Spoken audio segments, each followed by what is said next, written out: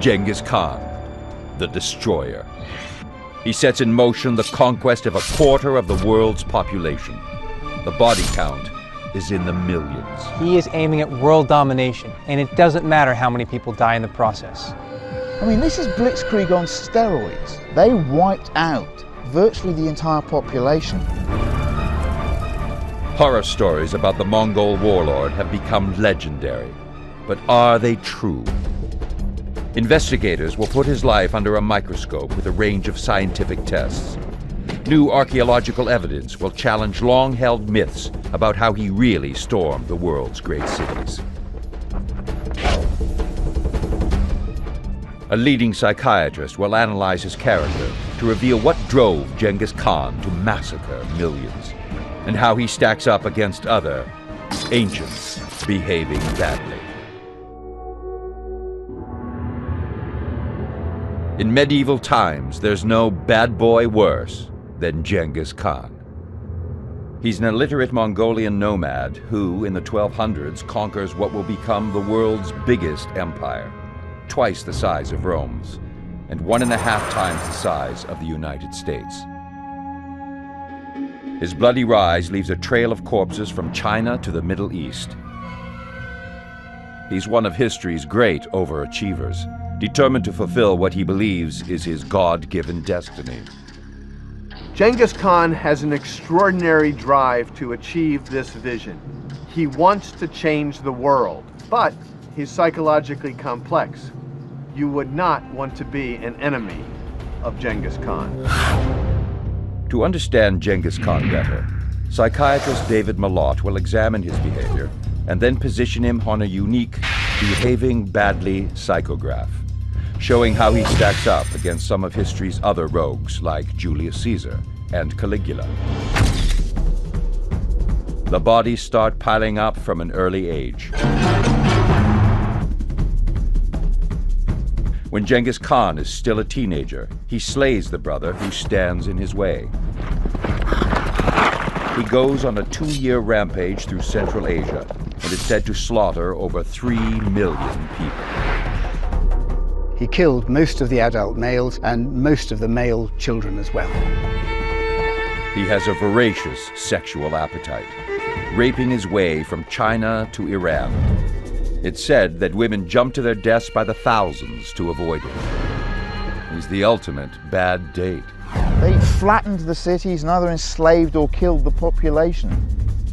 And he uses people as human shields. These tales are so extreme, you have to question the evidence. The primary source is a book called The Secret History of the Mongols, written sometime after 1227, when he died. The account is significant because it's the oldest historical record of Genghis and the Mongols. It's called The Secret History because it was written for the eyes of Mongol royalty only. The Secret History explained the rise of Genghis. The purpose is obviously not to show him as a mass-murdering psychopath, but to give a far more nuanced approach to his leadership. But The Secret History was commissioned by Genghis's sons. They inherited his empire, so it's unlikely they would show him in a bad light. The clues to the real Genghis Khan begin in his early years. To evaluate Genghis Khan's personality, we want to look at those childhood years to see if they can tell us who he really was. Historian John Mann is following the book, The Secret History, to test its accuracy. This is the sort of landscape that Genghis would have recognized. These pastures are pretty much in the middle of Mongolia. It's also very near where he was born. Genghis would recognize the lifestyle, too. Born around the year 1160, Genghis grew up just like these modern-day herdsmen, raising sheep, yaks, and horses. He would have been raised like these guys. He would have been used to riding, to milking, to scaring off wolves even, and strapped into the saddle until he knew how to ride at the age of 3 or 4. Genghis is a Mongol, one of the 4 major tribes who've battled for decades to dominate the steppe. He's the son of a Mongol warlord. The world he grows up in is one of hardship, conflict, and violence. According to the secret history, when Genghis is just 9, his life is turned upside down. His father is murdered by the Mongols' bitter rivals, the Tartars.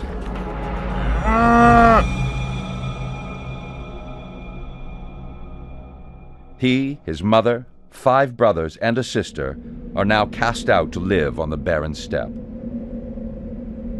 They were expected to die, but they did not die. And Genghis became, as it were, his own father. And he had to rebuild the family, make sure they survived.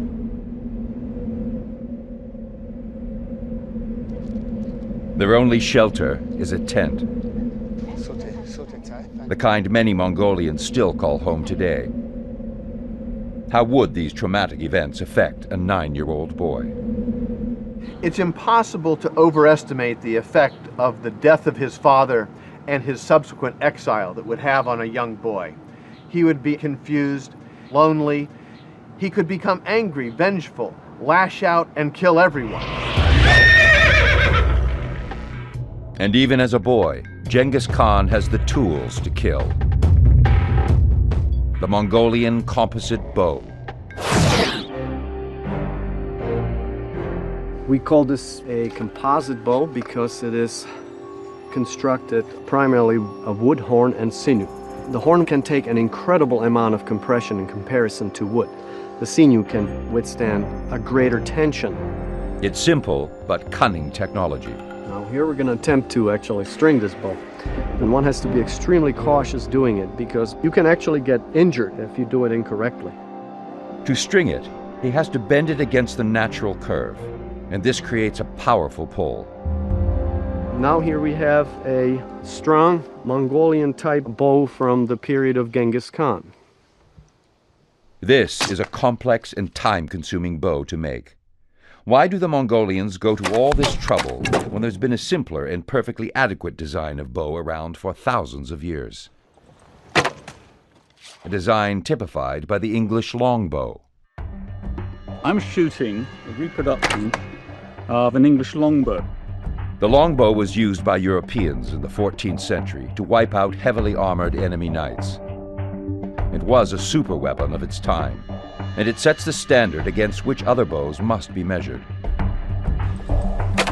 Can the much shorter Mongol bow stand comparison? In this test, arrows from both will be shot at a brass plate. It's 1/8 of an inch thick, the equivalent of a knight's armor. First, the longbow.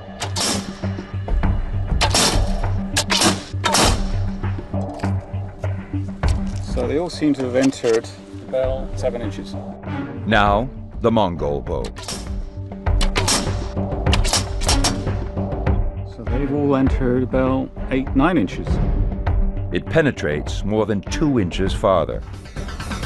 The payoff for the extra work involved in the complex composite construction is a weapon that packs a real punch. The Mongolian composite bow more than matches the iconic longbow for firepower. And that's before you even begin to fight the way the Mongols preferred, on horseback. Shooting sideways is fine, but a lot of horse archery, you want to be shooting towards where you're charging or away, and to do that with the longbow, I'm poking the horse all the time. The shorter Mongol bow does not poke the horse. It turns the Mongol archer into a deadly warrior, able to fire in any direction, even as they charge or retreat. This devastating combination of horse and bow create a Mongol superweapon. Genghis will use this weapon to take on the world. But first, the young boy uses it to seize control of his own family. There's one person that stands between Genghis and the top position, his half-brother. Begter, the half-brother, is older and thinks he can bully the teenage Genghis. But nobody bullies Genghis. He kills his own brother. The killing is a prelude to a career of slaughter. Genghis is growing up in a hurry. The killing of his brother shows us that Genghis Khan is ready for adulthood, ready for leadership. He's a man of action. And Genghis is hell-bent on leading the Mongol hordes to power. What he does next reveals the depth of his ambition and the horrors that he's capable of.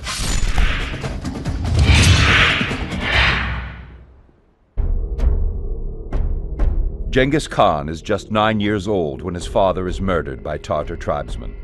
Abandoned by his own Mongol tribe, he needs to make powerful friends just to stay alive. And so Genghis forges a friendship with Jamuka, the son of a powerful warlord. The two youths form an inseparable bond. They swear to become blood brothers. And according to the secret history, this means their lives merge and become one. They never will desert the other. They will always defend the other.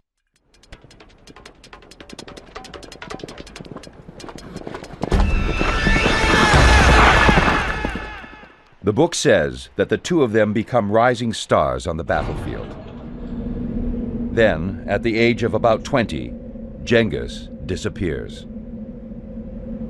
The secret history provides no clue to where he went or what he did until around 10 years later, when he suddenly reappears. The Genghis who returns is a man on a mission. His plan? To forge the peoples of the steppes into one great fighting force, with himself at the head of it. It's a massive break with tradition. No longer does one depend on the clan or the tribe. Tribal loyalties fall away. It becomes a personal loyalty to Genghis Khan himself. It's not, who do you know? It's, what have you done for me? Have you demonstrated your loyalty to me? Genghis plans to lead his Mongol army against the tribe who killed his father, the Tartars. It is 5 years before he's sure his troops are ready to take them on. When the day of battle arrives, Genghis's warriors smash the Tartar army.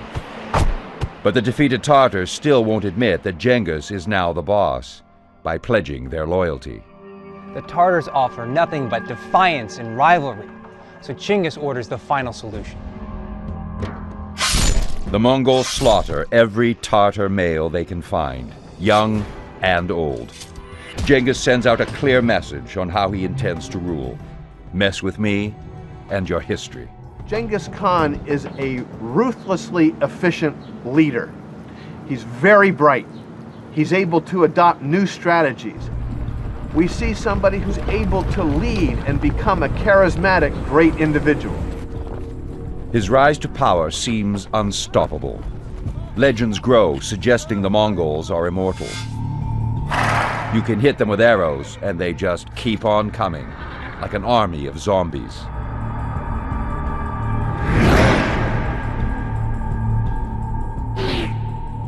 Did they have some kind of amazing protection? The Mongols wore studded leather armor. Could this really stop an arrow? In this test, a leather plate simulates the Mongol armor, and a pig's carcass stands in for the human torso.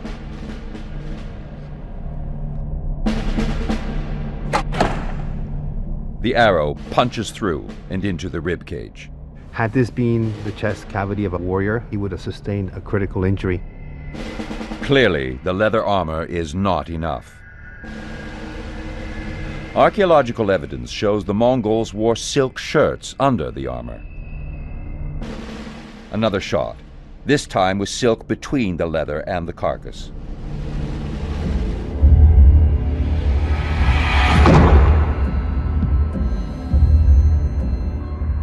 Incredibly, the silk stops the arrow from puncturing the rib cage, much like a bulletproof vest. There is no penetration whatsoever through the chest wall. It seems to have had some sort of a breaking effect.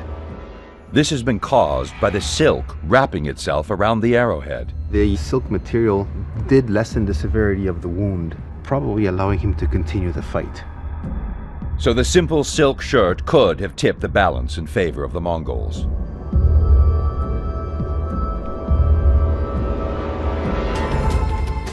And victory brings Genghis his choice of reward. Genghis, it wasn't about jewelry and gold as preferred spoils of war. It was women. And he collected empresses, princesses, beauty queens, the way that a kid today would collect baseball cards. The Secret History names several wives and says he has his way with the fairest maidens from many tribes he defeats. He considers them his victor's rewards, and he's insatiable.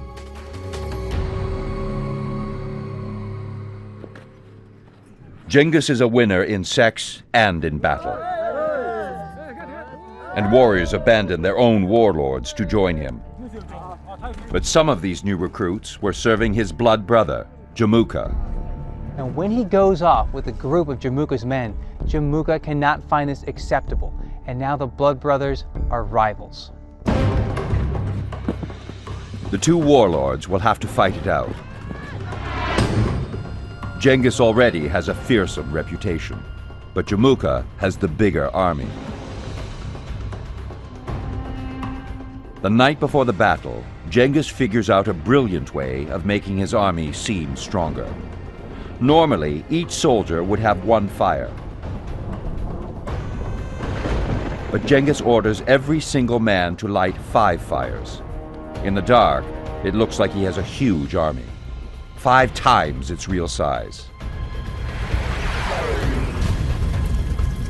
Many of Jamuka's men quit even before the fighting starts. Genghis's ruse has helped even the score, and the battle is a stunning victory. Jamuka's own bodyguards, the men who should be most loyal, betray him. They hope to save themselves by handing him over to Genghis. They don't realize they've broken Genghis's golden rule. When he's confronted by men who've defected, even though they've defected to him, they have an underlying disloyalty. Disloyalty cannot be tolerated. The traitors are beheaded. Jamuka suffers an agonizing death. Genghis orders that his back is broken. The battle ends 4 years of bloody civil war. Genghis has crushed every opponent. The tribes gather at Mongolia's sacred Blue Lake to acknowledge him as supreme warlord. This is the heart of Genghis's homeland. It's also the heart of a revolution. Genghis had destroyed his enemies, united his allies, created a nation. This was quite extraordinary because it was the first time this had ever happened in Mongol history, the unity of all the tribes. And it was here that his people acknowledged him as supreme leader. Genghis Khan has created a new nation, Mongolia. In 1206, he united his clans, founded his nation, and was granted a unique title. We don't really know what it meant because it fell out of use very soon afterwards, but it probably meant the most powerful king, Genghis Khan.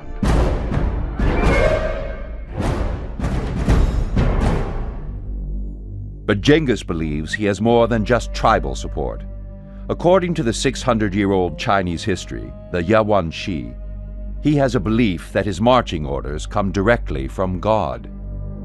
The vision is that the world has been given to the Mongols by God. It is his destiny to realize this astonishing idea. He declares himself on a divine mission to conquer the world. It sounds like he's gone mad, but that's not what the psychiatric assessment reveals. Genghis Khan has a religious experience. His vision does not show us that he's psychotic or delusional. He's becoming a confident leader. It's time for him to conquer the world. After destroying a city, he tells the survivors, "I am the punishment of God." The dead must have been sinful, otherwise, why would God have sent me? A chilling letter quoting Genghis Khan is found in Chinese archives. He says that he has a great work to unify and conquer the entire world. He has the ambition, but does he have the talent to fulfill it? He will need more than just talent. Leading the Mongols to realize his destiny will lead to the slaughter of millions. Genghis Khan has united the tribes of the steppes into a single warrior nation. To fulfill his vision of world conquest, he will need to invade the great Islamic kingdom of Central Asia, ruled by Shah Muhammad II. For once, Genghis does not unleash his horde. He sends merchants and spies. But he's met with a short and bloody response. The Shah summons the Mongol envoys and executes them. Big mistake. Very big mistake. Genghis is furious. He unleashes the Mongol horde. The Shah's armies flee to the fortified cities, thinking their high walls and deep moats will protect them. Imagine the problem, mounted archers up against walls 35, 40 feet high. How on earth are they going to get inside them? Genghis has taken thousands of the Shah's people prisoner and has a typically brutal solution. He throws them into the moat to make a human bridge. To the horror of the Shah's people, thousands more prisoners are used as a human shield by the advancing Mongols. The people in the cities would want to give up rather than kill their own people. They are human shields. This is completely brutal even by modern standards, but he is aiming at world domination, and it doesn't matter how many people die in the process. But how do the Mongols break through Persia's massive city walls? The answer lies here in Merv, the jewel in the crown of the Shah's empire. These ruins were once a great metropolis. Merv is one of the great cities of the medieval world. It reminds me a bit of London, actually, in contemporary society, in the sense of having all these different ethnicities. It's actually part of the cultural and intellectual revolution that's taking place within the Islamic world. The mighty walls of Merv are 10 miles around. The main town is protected by a wall that's very substantial. It's around about 15 feet thick, about 30 feet high. It seems impregnable, but Genghis is a fast learner, and he studied the military technologies of the peoples he's conquered. His army now includes engineers skilled in siege warfare. But could they really build a weapon that could batter through walls 15 feet thick? A team of engineers are putting it to the test. According to Persian and Chinese sources, Genghis's superweapon is a trebuchet, a kind of medieval artillery. The trebuchet was in its time right at the cutting edge of the arms race. It was like the atomic bomb. A large trebuchet would be shooting stone balls typically about that size, but there's records of them being as big as a Volkswagen. Merv will test the trebuchet's power to the absolute limit. It must be able to fire over the moat, which surrounds Merv, and hit the walls, a distance of at least 85 feet. But is it up to the job? 3.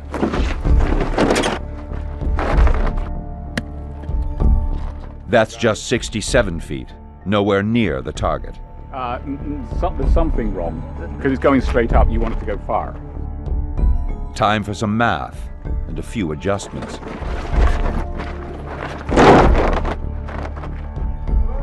Looking good. 96 feet! That's well over the magic number of 85 feet.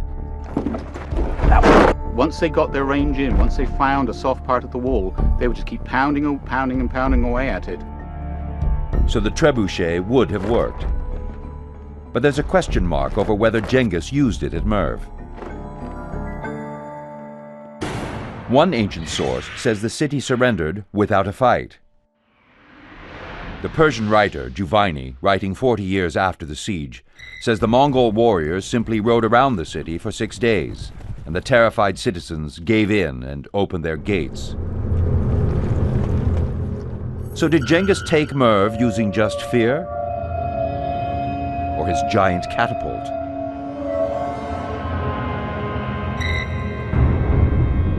The archaeological evidence shows that we actually have damaged buildings, destroyed buildings with catapult balls actually embedded in them. This shows that Merv did suffer a devastating assault by siege weapons. But was it the Mongols? The answer was found beneath the rubble. Skeletons. What we found was a young individual who's in their early 20s, female, some of the bones of which you see here in the foreground: skull, teeth, the vertebrae, pelvis, and some of the leg bones. Next to them was a small child, probably around about 18 months to 2 years old, killed by the collapse of this substantial earth building on top of them. This may well have been a young mother who dies protecting her baby.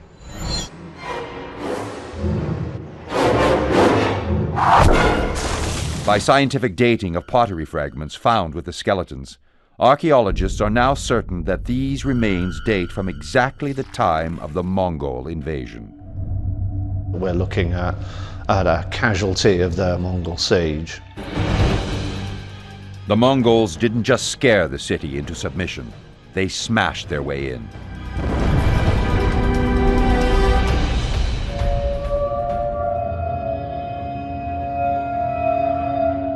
The historian Juvayni says the Mongols then marched the entire population of Merv into the desert and killed them. He says each warrior slaughters 300 people, leaving more than 1 million dead in total. But it was Juvayni who invented the story of Merv's surrender. Is he right about the death toll? Modern population density studies can answer this question. They suggest Merv couldn't have contained a population even close to 1 million. I think given that the estimate of the population of the city is about 150,000 at maximum, then we're looking at deaths somewhere in the order of 100 to 150,000 people being killed. Juvayni was hyping up the horror for one good reason. The brutal reputation of his Mongol masters is a tool of war. The fear it creates is a powerful example of psychological warfare. Genghis Khan was a master of terror tactics. He knew exactly how to strike terror into the hearts of his enemies, and he used that tactic throughout his life. The Mongols have torn across Asia, leaving a trail of bodies. Persian accounts say they slaughter 3 million. The victories bring more and more female captives to feed Genghis's insatiable sexual appetite. And things are about to get worse when Genghis Khan wipes out a whole civilization. By 1226, Genghis Khan has spent 20 brutal years running one of the greatest land grabs in history. He is engaged in 5 bloody campaigns of expansion to create an empire that covers around 8 million square miles. More than 30 million people live under his rule. It's quite an achievement for a boy from the backwoods. Eventually, the Mongol Empire will stretch from the Pacific to Europe. Genghis's achievement is really nothing short of extraordinary. If we make a parallel with the United States, we have to think of an illiterate slave gaining his freedom, writing the Constitution, liberating America, and ultimately conquering everything from Canada all the way to Brazil. He gives the Mongols a language, laws, and literacy. He created a unified nation that was to be one of laws, one of literacy, one of centralized administration, and one, in the end, of expansion. He establishes governments in the conquered lands, building on what he's achieved in Mongolia. He is creating a legacy. Conquest is the easy part. Ruling is very difficult. And this is what makes Genghis Khan such an interesting figure. Not only does he conquer, he then uses his creative abilities to rule this vast empire. Genghis is now in his 60s, an age reached by less than 10% of his contemporaries, and double the life expectancy in the 13th century. But age hasn't mellowed him. Psychologically, he's still driven by a simple code. Genghis Khan is motivated by 2 major factors. The first, of course, is his vision. his desire to conquer the world and create a new society. The second, underlying it, is that of loyalty. Scores must be settled, slights must not be tolerated. And it doesn't matter to him how old these slights are. Genghis Khan has been harboring a 7-year grudge against a powerful civilization in northern China, the Tanguts. The Tanguts were a people of great culture. I mean, anybody living in New York or Chicago today would recognize them as people of great sophistication. They had literature, they had art, they had currency, they had centralized government, and they had great cities, and they were very, very rich. In 1209, Genghis came to a deal with the Tanguts. He'd leave them in peace, and in return, they would supply warriors when he asked. But when that request came 10 years later, the Tanguts said no. They broke an oath of loyalty and trust. The ultimate sin to Genghis. The Tanguts made a huge mistake when they refused to send troops to Genghis Khan. He was going to come back, and he was going to come back with a vengeance. The Tanguts have every reason to feel secure. They are a regional superpower with a population of several million. Their territory is defended by the vast expanse of the Gobi Desert and a great barrier of mountains across northern China. But Genghis leads the Mongols through these obstacles, and now his horrifying horde reveals its devastating ability as an army of conquest. It's swift. It moves even faster than Patton's charge through Europe in 1944, or the German blitzkrieg across France. I mean, this is blitzkrieg on steroids. It's devastating. The Mongols completely destroy any Chinese army they come across. Age seems no barrier in this last great campaign. Genghis Khan is still a driven man. In this campaign, we see his defining characteristics, his drive, his leadership, his ambition to succeed, even though it may mean the slaughter of thousands or even hundreds of thousands of people. This is what he lives for. He comes alive psychologically during this campaign. He sweeps through China, driving the Tanguts into their cities. I can't help feeling the Tanguts were really stupid. They must have known by now what the Mongol army could do to cities. They just make themselves a huge target to an army that's already proven that it can break down any city wall it likes. He rolls out his devastating trebuchets. But now they're not just throwing rocks. Genghis Khan has proved a rapid learner when confronted with new technology of war. From the Chinese themselves, he has picked up a new weapon: the firebomb. Descriptions from some Middle Eastern sources, written shortly before Genghis, even contain detailed descriptions of how to make a firebomb. We're trying to duplicate an ancient recipe for Genghis Khan. It's got a list of ingredients: tar, a resin. One of the interesting ones is the dolphin fat, and 5 parts of dissolved fat of a goat's kidney. But would this combination work as a firebomb? Obviously, dolphin fat is off the menu today, but this test uses ingredients with the same properties.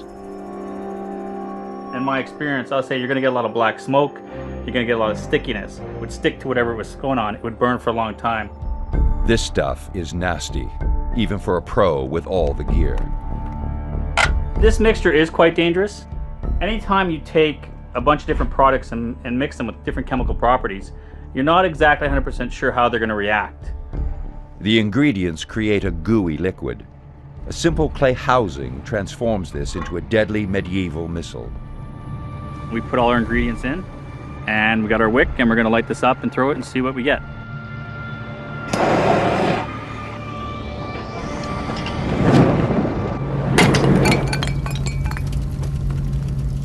So what we have is the remnants of the pot, and then we have all the debris, which was all the sticky paste, so it burns multiple places. It ignites anything it touches.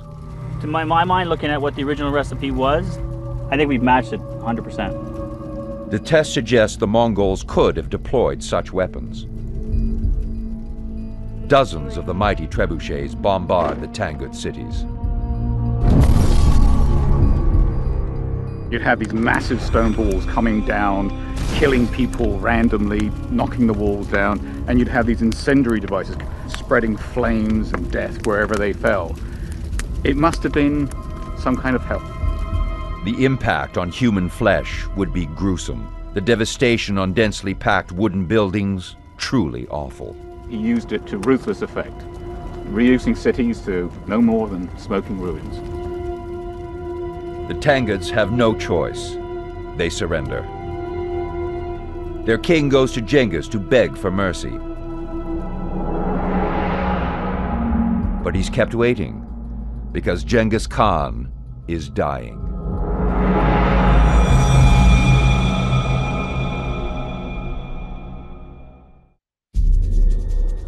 (1227). Genghis Khan is now over 60 years old. After a brutal campaign lasting several months, he conquers a vast civilization in northern China, the Tanguts.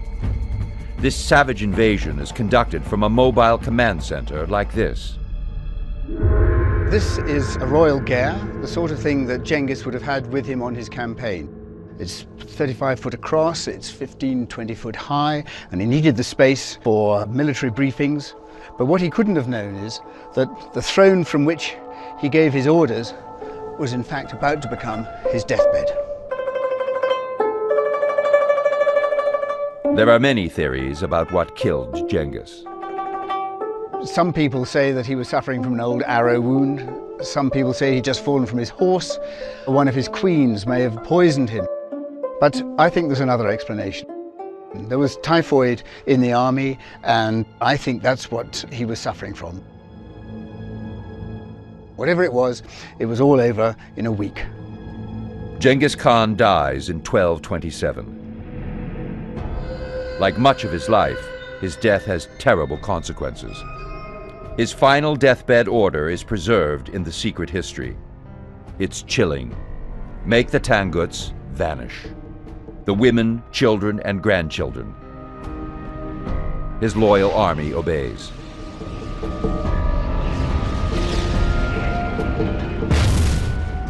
Genghis Khan dies in an ocean of Tangut blood. No one knows how many are killed, but a whole culture dies. They eradicated the Tangut nation from the face of the earth. They flattened the cities and either enslaved or killed the population. Generations of Tangut emperors are buried under these extraordinary pyramid tombs. The Mongols break them open and smash their ornate tile facades. Everything Tangut must be destroyed.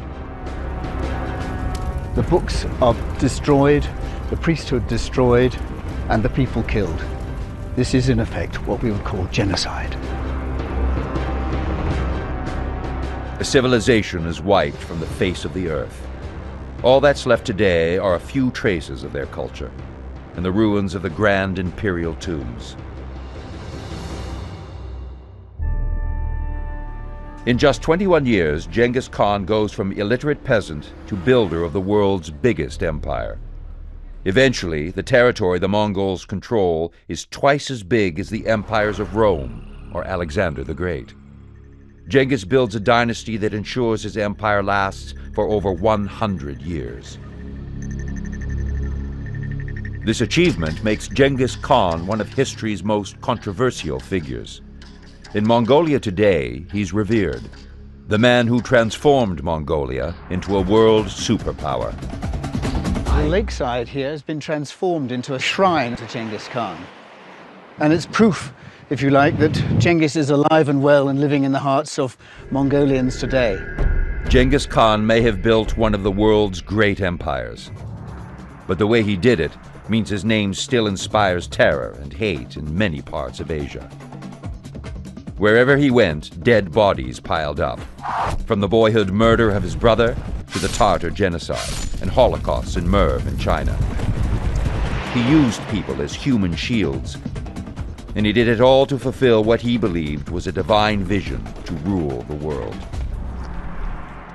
Where does such behavior of an ancient behaving badly put him on a psychopathic scale of tyrants? Genghis Khan is not a psychopath. He uses violence in a goal-directed way in his single-minded pursuit of fulfilling his vision of empire. He did not kill for kicks like Caligula, who was a true psychopath. Genghis is at the other end of the scale, a goal-centered killer. But there is another dimension that is key to understanding his personality. People talk about his animal magnetism. He demonstrates his political domination through his tireless sexual appetites. This badly behaving ancient ranks high, very high, on the scale of sexual dominance. This is the psychological profile of Genghis Khan. So who in history has a similar report card? You have to find somebody who is both a conqueror and an administrator. Somebody who was loved by his people. And in this regard, I think we have a marvelous model, Julius Caesar. Both conquered the world, gave themselves over to a vision, and bedded every woman they could.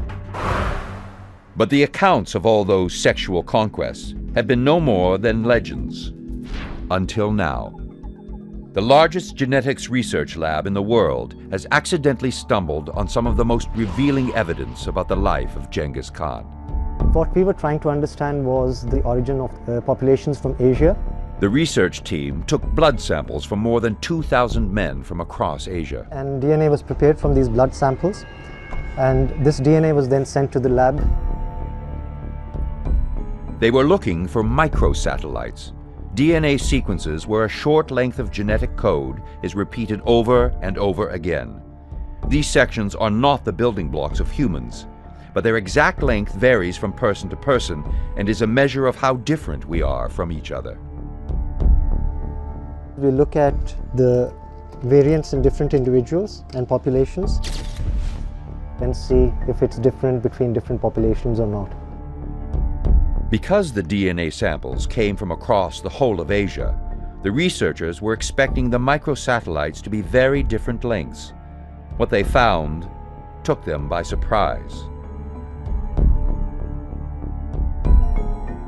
What we discovered with this analysis was that there was a large proportion of these samples which shared identity by descent. 8% of the subjects had almost identical microsatellites. The only possible explanation was that they shared a common ancestor whose DNA is found in all of them. The scientists were able to estimate when the ancestor would have lived. About 1,000 years ago. And the location of the biggest cluster of microsatellites was in Mongolia. The high frequency of this grouping in Mongolia and the dating by computer programs led us to conclude that Genghis Khan was the most likely ancestor. The conclusion of the researchers is that an estimated 32 million people alive today, 1 in every 200 people, share related DNA and are descendants of Genghis Khan, a man who truly got around.